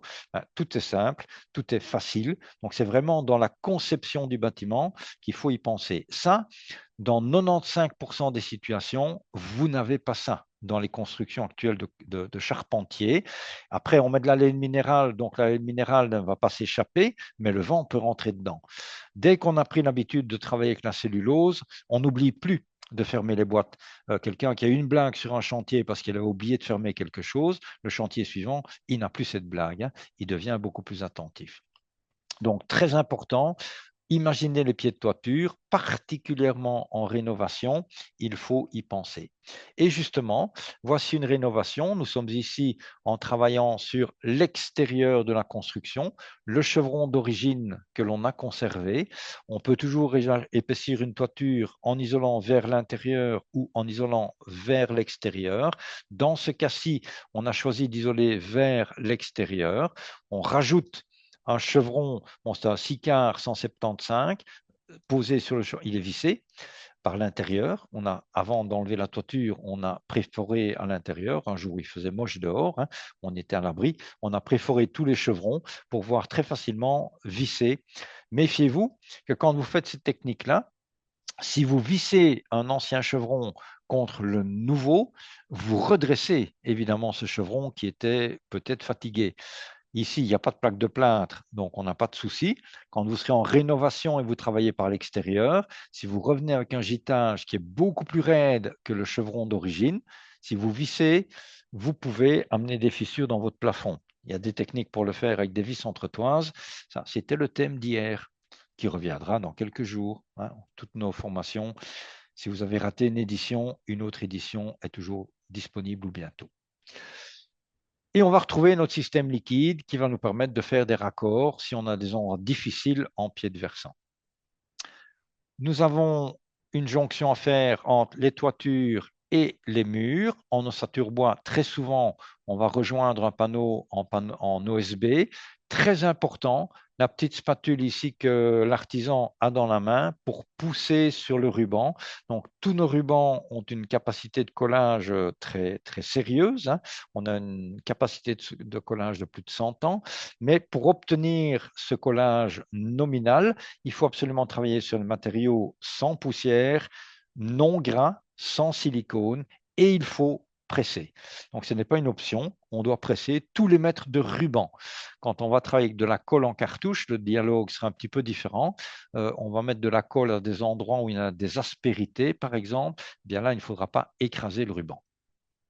Et on peut arriver à cette situation où vous avez finalement toute la partie intérieure qui est faite avec Intello, ce qui veut donc dire que le panneau de contreventement est ailleurs. Hein, donc il faut toujours en ossature bois une partie contreventante. Ce ne sont pas nos membranes qui peuvent le faire. Par contre, le panneau Célite, coincé entre chevron et contrelatte, un ensemble de versants de toiture a un rôle très concret. Et ça ne suffira pas à lui tout seul, mais le panneau de Célite est contreventant, ou en tout cas contribue fortement au contreventant. Alors, toute une série de labels, toute une série de validations. Celui qui m'intéresse le plus, c'est celui-ci, avec sa capacité de réglage. Alors, en laboratoire, on va aller de 0,25 mètres à 25 mètres. Je vous ai montré tantôt, en fonction des variations d'humidité dans une maison, entre 40-45% en période d'hiver, 70-75% en période d'été. L'utilisation réelle, la valeur intéressante réelle pour nous, on sera en 2 mètres, 2 mètres 50 et on monte jusqu'à 17, 18 mètres, ce qui est très bien, hein, ça fait une valeur 7 fois plus intéressante, donc c'est très bien. Et nous sommes maintenant au niveau d'Intello et d'Intello X avec 50% de propylène recyclé. Donc on n'est plus dans du matériel à partir de neuf, on est déjà dans un système où beaucoup de valorisation est possible. Voici une réalisation pratiquement idéale, sauf il nous manque, vous voyez ici les petits bombements, hein, le petit matelas, on a insufflé, et quand on insuffle, on a toujours une tension qui vient se mettre dans la membrane frein-vapeur. Donc c'est pour ça qu'on a besoin d'une armature, c'est Intello Plus avec l'armature. Il nous manque, il aurait fallu idéalement une latte de plus sous les rubans. Donc les rubans d'étanchéité à l'air ne sont pas là pour reprendre des forces mécaniques et donc il aurait fallu, avant d'insuffler, une latte de plus en dessous des rubans. Ici, l'entrepreneur a employé une autre technique. Il a recollé les nervures dans l'autre sens, donc c'est aussi valide au niveau de Proclima, au niveau du cahier de charge et de mise en œuvre de Proclima. Mais pour moi, c'est plus simple de dire, je remets une latte en dessous. Ce qui nous intéresse, c'est de voir le raccord que l'on va faire au fêtage. Et on revient ici avec la poutre en laminé collée qui est étanche à l'air par elle-même. Donc, j'ai une membrane Intello Plus qui vient d'un côté. Je la colle, et c'est un ruban de colle continu sur ma poutre, et je repars sur le deuxième versant. Je ne suis pas obligé de mettre une membrane d'attente. Je ne suis pas obligé de mettre une membrane d'attente. Mais certaines personnes aiment le faire, eh bien, ça tombe bien. Nous avons une membrane qui s'appelle Visto et qui permet donc de faire cette membrane d'attente. C'est transparent, ce qui n'empêcherait pas de voir les marquages, par exemple. Moi, j'ai toujours ma sablière, mes fêtières, tout ça, c'est avec des serre-joints au sol. Je trace la mise en œuvre des chevrons porteurs. Et donc, avec l'autocollant Visto, il y a possibilité de prévoir membrane d'attente et de garder la visibilité du marquage. Donc Visto et Adero Solitex sont des membranes tout à fait intéressantes pour ça. Adero, elle est opaque, vous ne voyez plus les traits. Visto, elle est transparente. Le moins possible de percements, mais malgré tout, pour ceux qui sont absolument nécessaires, nous avons Roflex, donc ça c'est de l'EPDM en grande dimension, jusqu'à 300 mm de diamètre pour faire passer des buses. Nous avons Caflex pour faire passer des câbles, voilà, toute une gamme différente. Si vous avez un système de cheminée qui doit traverser, là vous devez absolument travailler avec le système complet d'un fabricant de cheminée. Donc nous ne sommes pas directement concernés par ça, c'est la gamme complète du fabricant de cheminée, y compris le 10 ici, qui est de la laine de roche de très haute densité, pardon, le numéro 13. On est avec, chez Poujoulin, par exemple, ça s'appelle Coquisol. Eh bien, nous sommes avec une laine de roche de très haute densité, et c'est ça qui va garantir l'écart au feu entre le boîtier de cheminée, qui lui-même existe dans toute une série de versions différentes. Donc, il y a les indications sur les conduits, G0, G80, bon, je ne connais pas par cœur.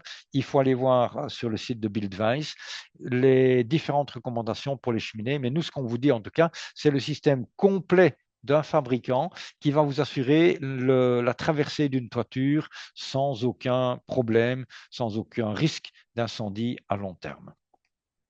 Et nous terminons avec un petit tour au niveau des châssis verticaux et châssis fenêtre de toit. Typiquement, fenêtre de toit, voici une coupe où on met en évidence toutes les difficultés que l'on peut avoir.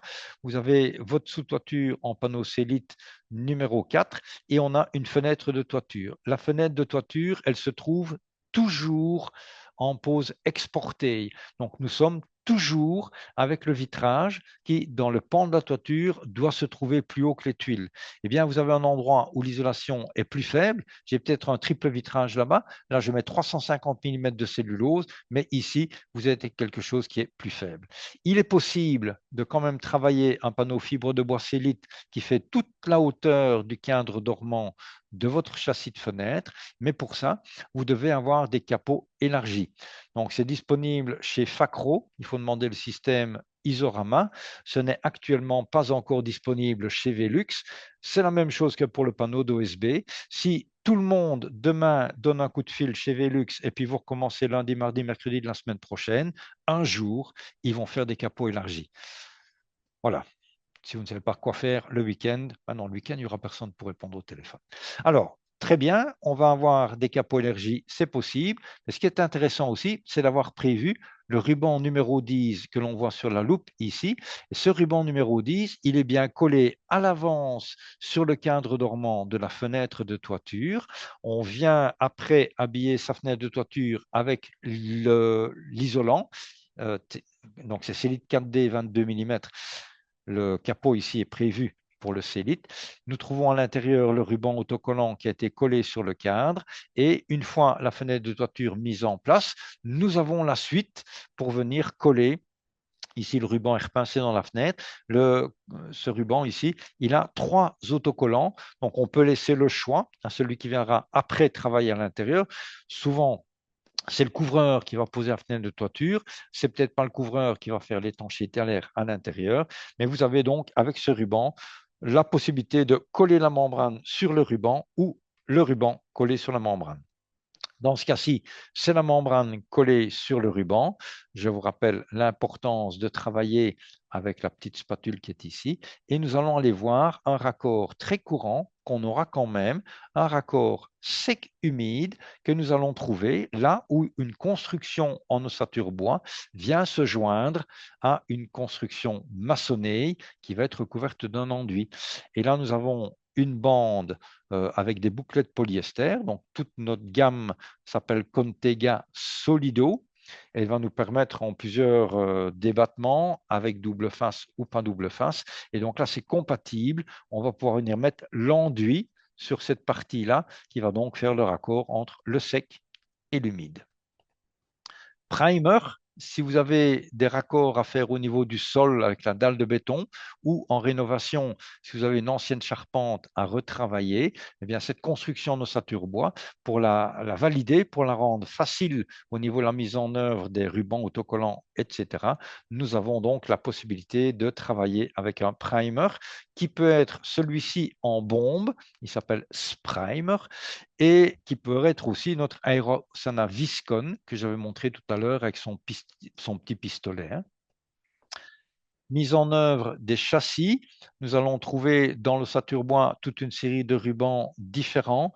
Le 1 ici est un ruban double face. Le 7, c'est le même ruban, mais qui ne serait pas double face. Pourquoi avoir 2 rubans différents? Simplement parce que ici, le ruban numéro 7, nous sommes du côté extérieur. Je peux venir le coller sur la face. Ça va être caché par le bardage ou la finition. Tandis que le ruban numéro 1, si vous veniez coller sur la face du châssis, avec les compas, etc., très souvent, c'est absolument impossible. Donc, le conseil qu'on va bien donner à tous les poseurs de châssis, c'est vous devez choisir le EQ-D parce qu'il est double face. Celui-ci, c'est le EQ, mais qui n'est pas double face. Il va convenir pour l'extérieur. Celui-ci va être recommandé pour l'intérieur. Alors, c'est la même colle partout, après sur la surface. Donc, on est la même colle que le ruban Tescon. Donc, on a qu'une 100 ans de collage. Ici, c'est un petit peu plus grand, plus visible. Le 1, c'est bien pour ça qu'on a besoin du double face parce qu'on utilise 2 faces différentes. Et ça se met bien sur le châssis avant de le mettre dans la baie, tandis que le ruban numéro 7, lui, se met sur le châssis après. On le met encore plus en évidence ici. Vous avez le bardage. On a le bardage qui va revenir sur ce côté-là. Ça va être caché. Par contre, si vous n'aviez pas mis à l'avance, cette partie-là, ce n'est pas caché dans 90% des cas. Quelques petits conseils pour mettre en œuvre. Démarrer toujours au milieu d'un montant ou d'une traverse. Ne pas démarrer dans un coin. Dans un coin, on doit faire les petites oreilles qui vont nous permettre d'ouvrir le ruban, de détailler le ruban. Donc tout ça, vous aurez le temps de retrouver en lecture. Donc toute la présentation d'aujourd'hui. Je vois que je suis un peu plus bavard. J'ai dû rajouter 10 dias sans m'en rendre compte, mais dans 3 minutes, nous sommes au bout. Et nous allons avoir donc la pose de ces châssis de fenêtres et tout ça, vous pouvez le retrouver sur notre site complet. Bien entendu, comme d'habitude, les meilleurs rubans du monde. Si vous les amenez sur une surface qui n'est pas adaptée, donc du gras, du silicone, ça n'ira pas, de la poussière, ça n'ira pas. Mise en œuvre, on démarre au milieu d'un côté, on va faire une oreille dans les coins et on chevauche à la finale. Avec une particularité en plus dans le cas de l'ossature bois, c'est le ruban numéro 8 que vous avez ici. On aura très souvent des constructions avec un capot aluminium. Et donc, quand vous avez un capot aluminium, vous avez des phénomènes de condensation en période froide, en hiver. Vous avez des phénomènes de condensation qui peuvent se dérouler ici en dessous du capot d'aluminium. Et donc, pour l'ossature bois, il est chaudement recommandé d'utiliser le ruban Extocil. Donc, c'est un ruban extensible qui va nous permettre de faire un collage étanche à l'eau. Bon, ce n'est pas des litres, c'est quelques gouttes de temps en temps, mais grâce à cet extocile, vous n'aurez aucun problème de pénétration d'eau. C'est uniquement la traverse inférieure des baies de fenêtre qui est à traiter. Les montants gauche-droite ou la traverse supérieure ne posent pas ce problème. Oui, voilà que c'est en néerlandais, on a basculé. Goeiedag iedereen.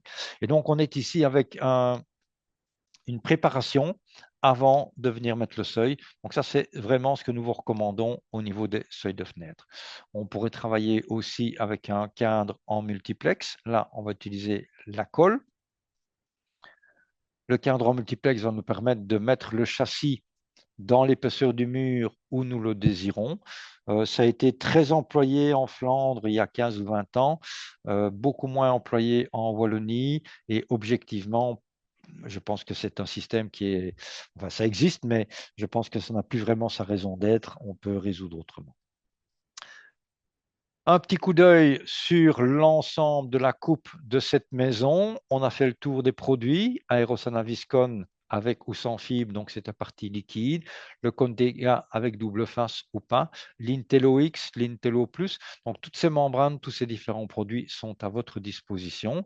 Sur des projets complexes, typiquement ici des arrondis, il y a des moments où on va se trouver perpendiculaire au chevron. Il y a des moments ici où on va être parallèle au chevron intermédiaire ou au gitage intermédiaire. Voilà. Si vous avez des choses un peu compliquées, vous faites appel à nous et on va essayer de résoudre avec vous. Le test d'étanchéité à l'air, vraiment, je vous encourage à le multiplier, à le favoriser. Il faut en faire le panégyrique. C'est vraiment quelque chose qui est intéressant. Et en ossature bois, nous sommes par exemple dans cette situation et c'est le bon moment pour faire un test d'étanchéité à l'air. La peau technique, donc mon OSB avec les joints collés, mon Intello au niveau du plafond, les châssis de fenêtres qui sont posés, la dalle de sol qui est réalisée, eh bien, tout est là.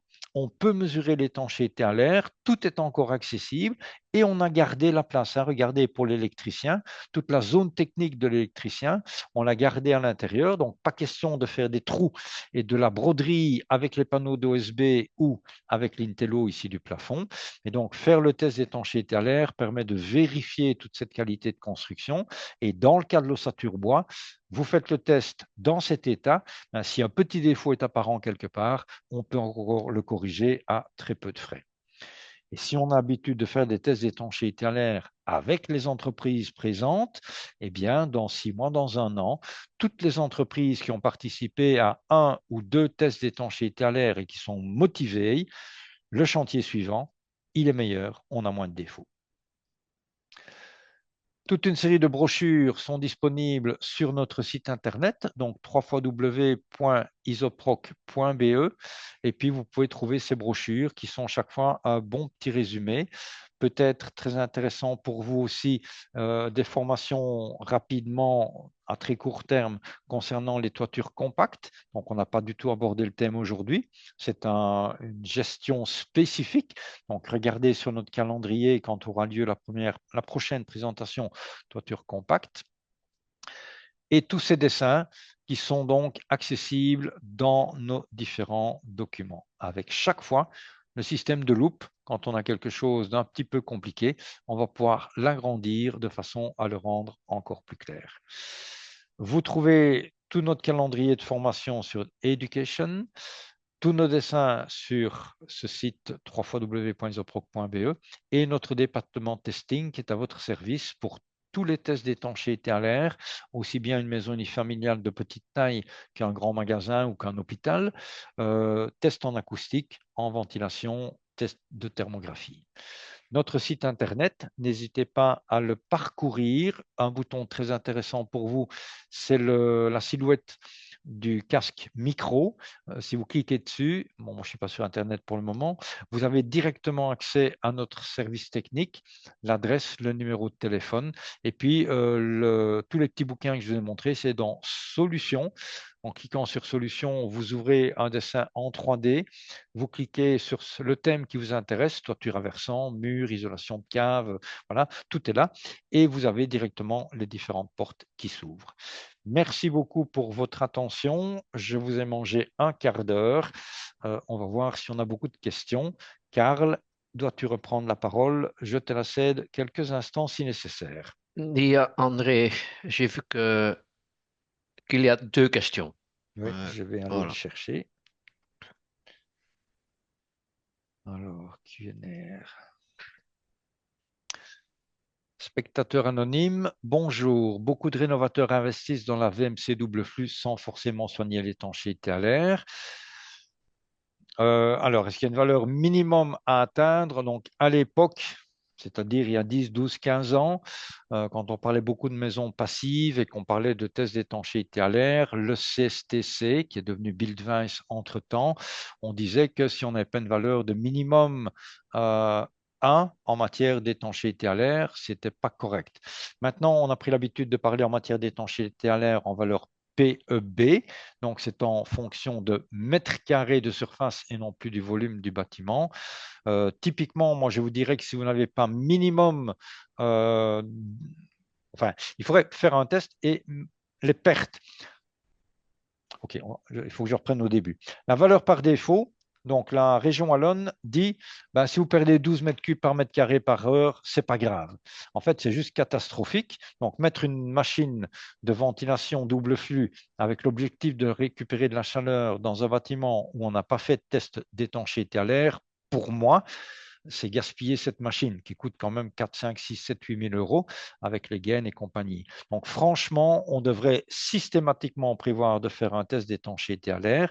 Et pour moi, si vous n'êtes pas en dessous de 2 mètres cubes par mètre carré par heure, cette machine ne fonctionnera pas de façon correcte. 2 mètres cubes par mètre carré par heure, ce n'est pas du tout la valeur ultime en matière d'étanchéité à l'air. On peut aller beaucoup plus loin. Et donc, typiquement, pour moi, viser des valeurs du genre un quart de mètre cube par mètre carré par heure dans une maison où on s'en donne la capacité, c'est-à-dire où on a identifié les différents nœuds à traiter, choisir les matériaux, un quart de mètre cube par mètre carré par heure, c'est à notre portée pour un surcoût du bâtiment de l'ordre de 2%. Donc, c'est ce que moi je répondrais. Si vous n'avez pas une bonne étanchéité à l'air, la ventilation double flux, elle perd tout de suite 15, 20, 30%, mais peut-être 50% de sa capacité de fonctionnement. Les fabricants de machines ne diront pas la même chose que moi, mais voilà, moi c'est mon avis. Donc, moins de 1 demi-mètre carré, 1 demi-mètre cube par mètre carré par heure, c'est favorable. Au-dessus de 2 mètres cubes par mètre carré par heure, ne mettez pas de ventilation double flux. Alors, slide 75. On va aller rechercher ce slide. Il faut évidemment que j'arrive à ressortir de la construction. Bon, j'ai des problèmes. Bon, je n'arrive pas à aller rechercher le slide 75. Pourquoi est-ce que je suis bloqué là? Quelque chose que je ne comprends pas. Ah, voilà, j'ai réussi à débloquer. Désolé. Slide 75. Alors ici, OK, bien vu. Donc, je suis toujours à l'écran ou pas? Karl, est-ce que mon écran est toujours visible? Oui, oui, oui, oui. Yeah. Ok. Donc nous sommes ici avec un latage provisoire, mais donc c'est bien vu par celui qui me pose la question, j'ai oublié son prénom. Donc c'est une photo qui est vieille, hein.